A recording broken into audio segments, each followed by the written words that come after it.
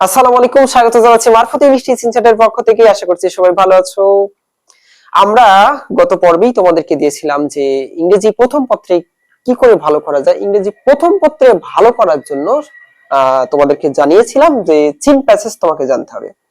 তো আজকে তোমাদেরকে জানিয়ে দেব যে আনসিন প্যাসেজ কি করে ভালো মার্কস পাওয়া যেতে পারে আনসিন প্যাসেজে।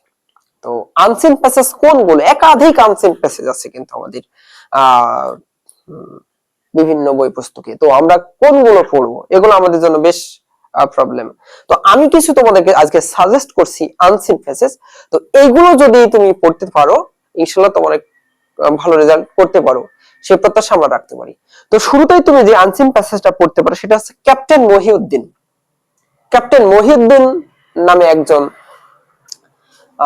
প্যাসেজ আছে। এই ক্যাপ্টেন মহিউদ্দিন যিনি হচ্ছে আমাদের সাতজন বীর শ্রেষ্ঠ ছিলেন। এই সাতজন বীর শ্রেষ্ঠর মধ্যে তিনি একজন। তো এই প্যাসেজটা বেশ ইম্পর্টেন্ট এবারের জন্য, এটা তুমি অবশ্যই দেখবে। এরপরে আরো একটি প্যাসেজ, সেটা হচ্ছে একে ফজলুল হক। একে ফজলুল হক যিনি বাংলাদেশের একজন অন্যতম সেরা একজন ব্যক্তি। এই ব্যক্তির জীবনী সম্পর্কে একটি প্যাসেজ আছে, তোমরা অবশ্যই এই একে ফজলুল হকের প্যাসেজটি পড়ে নিবে। তারপরে আরো একটি প্যাসেজ আছে যেটা আমরা সবাই এর সাথে পরিচিত জানি, যে কম্পিউটারের জনক চার্লস ব্যাবেজ।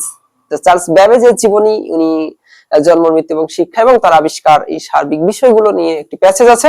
আমরা নিশ্চিত এই প্যাসেজটি পরীক্ষা দেওয়ার আগে ভালো করে পড়ে যাবো ইনশাল্লাহ। এটি আমাদের এই সামনের পরীক্ষার জন্য খুবই গুরুত্বপূর্ণ এবং খুবই ইম্পর্টেন্ট। এরপরে আমাদের জন্য আছে হচ্ছে মোহাম্মদ শহীদুল্লাহ নামে আর একটা প্যাসেজ আছে। তোমরা প্যাসেজে দেখবে যে তোমাদের বইয়ের মোহাম্মদ শহীদুল্লাহ নামে উনি একজন বাংলাদেশের আরো একজন বিখ্যাত ব্যক্তি। এই ব্যক্তি সম্পর্কে তুমি প্যাসেজটি পড়ো, ইনশাল্লাহ তোমার ভালো একটি মার্কস চলে আসবে।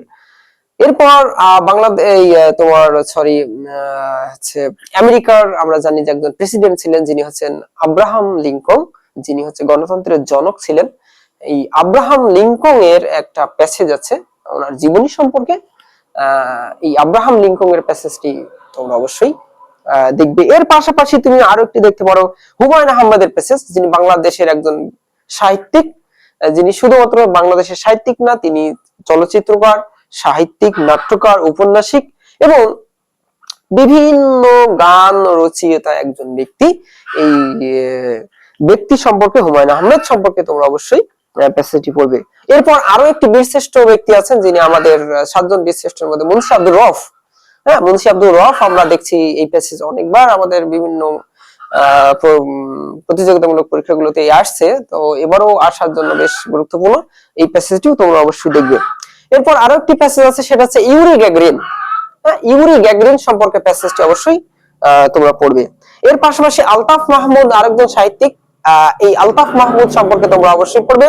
আলতাফ মাহমুদ যিনি বাংলা সাহিত্যের এক গুরুত্বপূর্ণ জায়গা দখল করেছেন এবং বাংলা সাহিত্য সম্পর্কে তিনি অসাধারণ কিছু লিখেছেন, যার লিখনীয়তে বাংলা সাহিত্য আজকে অনেকটা আমাদের কাছে হয়েছে সুপরিচিত এবং আমাদের একজন প্রিয় ব্যক্তিত্বে তিনি পরিচিত হয়েছেন। সেই আলতাফ মাহমুদ সম্পর্কে তোমরা অবশ্যই পড়বে। এরপর পাশাপাশি বেগম রোকেয়া সাখাত বা বেগম রোকেয়া কামাল নামে প্যাসেজ আছে, এই প্যাসেজ গুলো পড়ো। ইনশাল্লাহ ইনশাল্লাহ আমরা আশা করতে পারি যে তোমার এখান থেকে ভালো মার্কস পেয়ে যাবে। তোমরা খুব ভালো করে খেয়াল করবে যে আনসিন প্যাসেজ থেকে কিন্তু আমাদের সামারি দেওয়া হয়। হ্যাঁ, তো আনসিন প্যাসেজ থেকে সামারিটা লিখবে। অনেকে ভুল করে বসে যে সিন প্যাসেজ থেকে সামারিটা লিখে, আসলে ওটা করা যাবে না। আনসিন প্যাসেজ থেকে সামারিটা লিখবে। আর সামারিটা লিখতে হবে খুব সুন্দর করে, এখানে 10টি মার্ক আছে। তো আজকে প্রিয় শিক্ষার্থী বন্ধুরা, তোমাদেরকে আমরা আনসিন প্যাসেজ সম্পর্কে জানিয়ে দিলাম। এই আনসিন প্যাসেজ গুলো তোমরা যদি ভালো করে পড়তে পারো ইনশাল্লাহ আমরা খুব আশাবাদী যে তোমার ভালো মার্কস পাবে।